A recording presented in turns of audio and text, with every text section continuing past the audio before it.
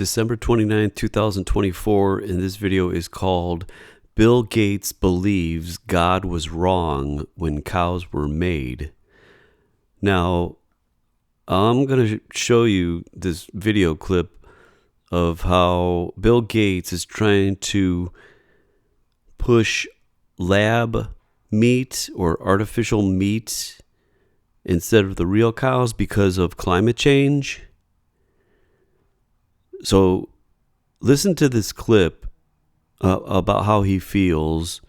And there's no way in hell I am going to eat artificial lab-grown meat. Now, what is in artificial laboratory meat? It's also known as lab-grown or cultivated meat. So what they do is they culture animal cells to create this mess of cells that they believe that is going to solve the climate change issues. But what is in this lab-grown meat? And what it is animal cells that are harvested and then cultured into muscle tissue. You have a growth medium for it to grow in, which consists of amino acids, glucose, vitamins, minerals, inorganic salts. You have this serum, which could be plant extracts or microbial extracts. And then you have a scaffolding material. It looks like it could be made out of protein, out of soy. And then you also have the other additives that are added for flavor, texture, and stuff to mimic the sensory properties of traditional meat, which could include flavors, colorants, stabilizers. So this cultured medium meat is just a joke. I would never have it. And actually, I looked at the store, a couple months ago, and I came across this Impossible Burger. They're expensive. So it's not like this is a cheap alternative.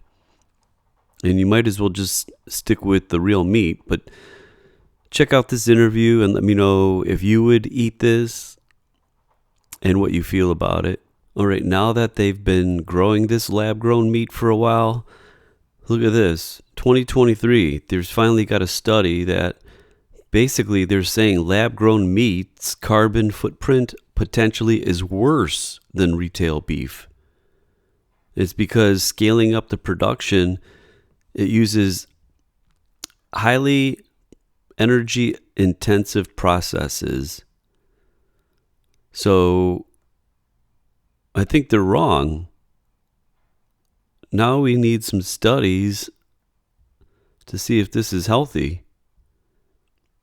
It's saying lab-grown meat, which is cultured from animal cells, which that's kind of like an oxymoron right there, is often thought to be more environmentally friendly than beef. But in this not yet peer-reviewed research from the University of California, they're finding that their impact is maybe orders of magnitude higher than retail beef. It's because that the researchers, they need energy and greenhouse gases emitted in all stages of the production, not just with that cow. So what the challenge is they're saying that they're using this highly refined or purified growth mediums. And it says that this method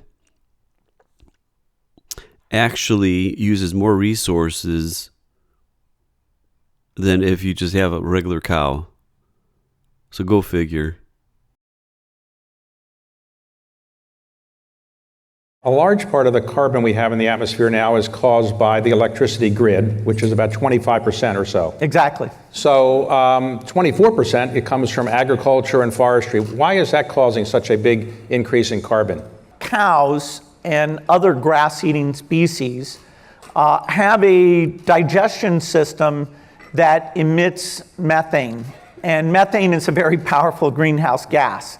And so cows alone account for about 6% of global emissions. And so we need to change cows, just cows alone. How are we going to do that?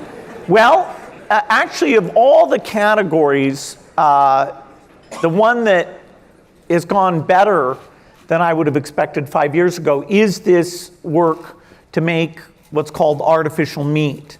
And so you have people like Impossible or Beyond Meat, both of which I invested in. Do you eat it as well, or do you like it? Absolutely. You do? Okay. You can go to Burger King and buy the Impossible Burger. All right. Is it healthier for you, or just healthier for the atmosphere? It's slightly healthier for you in terms of less cholesterol.